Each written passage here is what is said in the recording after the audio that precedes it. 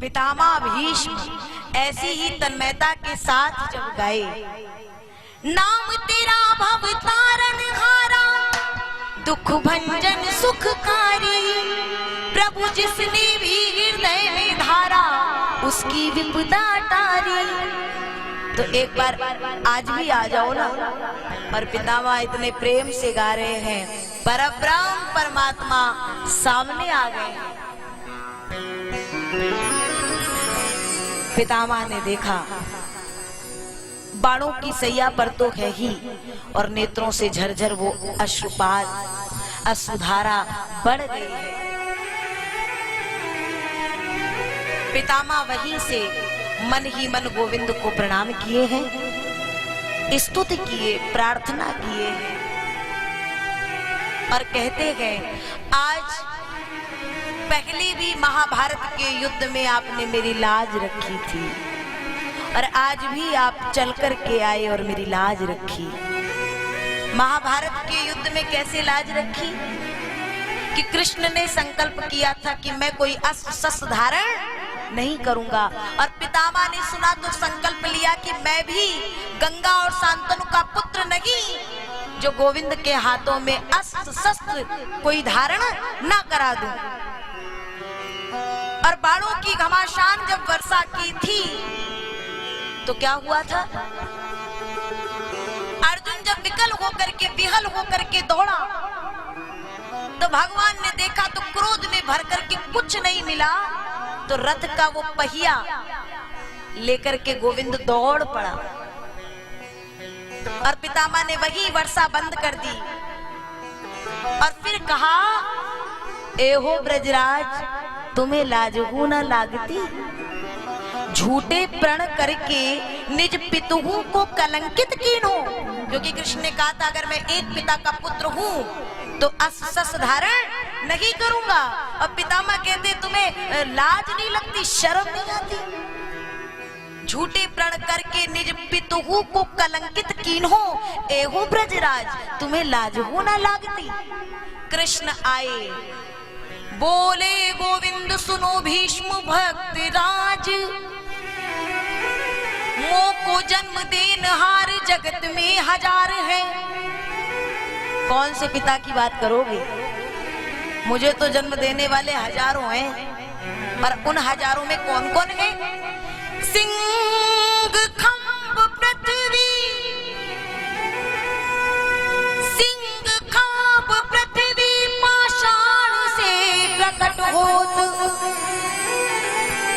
कभी सिंह से, कभी पृथ्वी से, कभी तो पत्थर से, जहां जैसे आना होता है आ जाता हूं। तो सिंह खंभ पृथ्वी पाषाण से प्रकट हो, कहां लगी बखानों मेरे अमित अवतार है। अच्छा तो आगे कृष्ण ने कहा, कोई कहत वसुदेव और देवकी को लाल, कोई कहत वसुदेव और देवकी को लाल, और कोई और नंद और यशोदा को कुमार है। तो ए पितामह जाके हुई एक बाप, सोई बचावे निज लाज, और मेरी कौन लाज, मेरे पिता तो हजार है। अब बताओ जरा, जाके हुए एक बाप सोई बचावे निज लाज, मेरी कौन लाज, मेरे पिता तो हजार है। पितामह की प्रतिज्ञा को पूर्ण कराने के लिए और उनको सही बताने के लिए कृष्ण ने कितनी बड़ी बात कह दी। क्या ऐसा कोई हो सकता है? और आज पितामह ने कहा कि आज भी मेरे संकल्प को पूर्ण करने के लिए गोविंद मेरे अंतिम समय में आप यहाँ चल कर के आए हैं। मैं धन्य हो गया, कृतार्थ हो गया।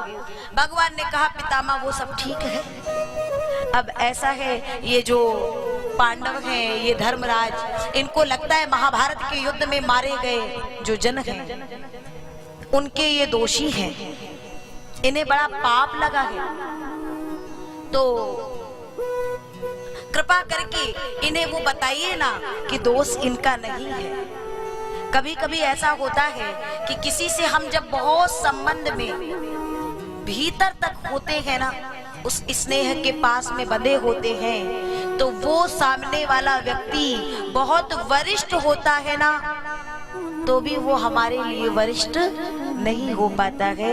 और वो यदि हमें समझाता है तो प्रेम की प्रगाढ़ता के कारण हम उसके शब्दों को, उसके वचनों को समझ नहीं पाते हैं।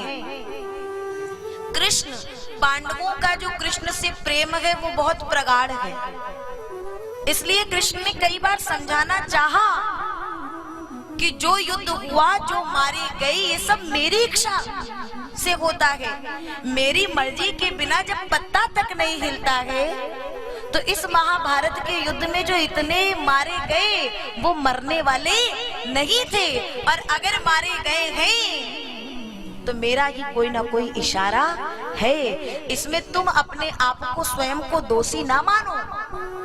लेकिन जब पांडव नहीं समझे तो पितामह के अंदर कृष्ण ने वो ज्ञान दे दिया और कहा अब इन्हें समझाओ। फिर पितामह समझाते हैं पांडवों को, धर्म नीति बताते हैं।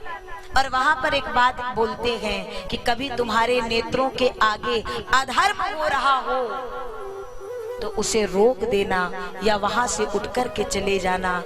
भरी सभा में तब द्रौपदी खिलखिला करके हंस पड़ी।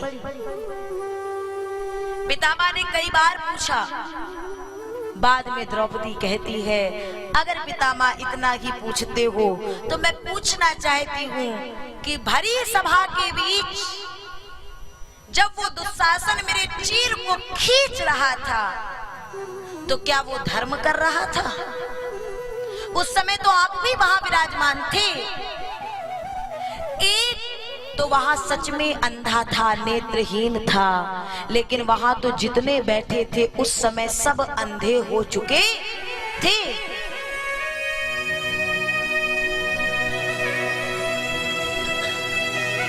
और मेरा भैया अगर ये सावल सरकार ना होता, मेरा गोपाल ना होता, तो वहां मेरी लाज बचाने के लिए कौन आता? अगर ये मेरे चीर को ना बढ़ाता तो उस समय ये ज्ञान आपका कहाँ था?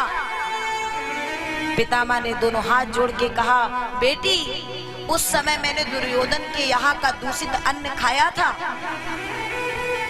और उस अन्न को खाने से मेरी बुद्धि दूषित हो गई थी। और आज जो बाणों की सैया पर पड़ा हूँ तो एक एक बूंद रक्त उस अन्न से जो बना था वो निकल चुका है। अब ये वाणी, ये शरीर माध्यम है, बोलने वाला तो कृष्ण है। हो सके तो द्रौपदी मुझे क्षमा कर देना। और इतना कह के उत्तरायण का समय आता है और पितामह अपने प्राणों का परित्याग करते हैं। हमारे पांडव जाते हैं और जाकर के पितामह का अंतिम संस्कार किए। फिर भगवान वहां से आगे द्वारिका की ओर प्रस्थान करते हैं। अर्जुन भगवान को छोड़ने के लिए जाते हैं। कुछ समय बाद वह गर्भस्थ शिशु जिसकी भगवान ने रक्षा की थी वो इस धरती पर जन्म लेता है। देखता है कि वो कहाँ है जो मुझे गर्भ में मिला था, वो कहीं नहीं दिख रहा है महाराज। परीक्षण कर रहा है, इसलिए उस बालक का नाम हुआ परीक्षित। मिलकर के जयकार लगाएंगे, बोलिए परीक्षित जी महाराज की जय।